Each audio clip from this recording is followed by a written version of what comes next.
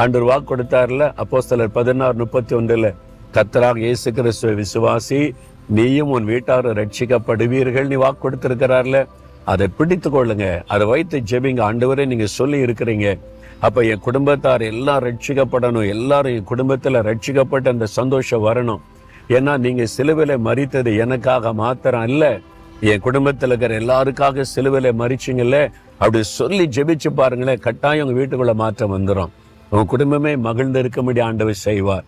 இப்பவே மகிழ்ச்சியா இருக்கிறீங்களா? ஆண்டவரை துதிங்க, எனக்கு இப்படி ஒரு குடும்பம் கொடுத்தீங்க, நாங்க குடும்பமா உங்களுடைய சமூகத்துல மகிழ்ந்து இருக்கிற ஆண்டவரே. நீ உங்க தெருவில் உங்க கிராமத்துல அப்படி இல்லாம எவ்வளவு குடும்பம் கஷ்டப்படுது இல்ல, அவங்களுக்கு ஆட்சேபிங்க. அந்த குடும்பத்துல எல்லாம் ஆண்டவரே நீங்க ரட்சிப்பின் சந்தோஷம் கொடுங்க, அவங்க குடும்பத்தார் எல்லாரும் மகிழ்ந்து இருக்கணும், அப்படி ஆசீர்வதிங்கன்னு ஜெபம் பண்ணுங்க.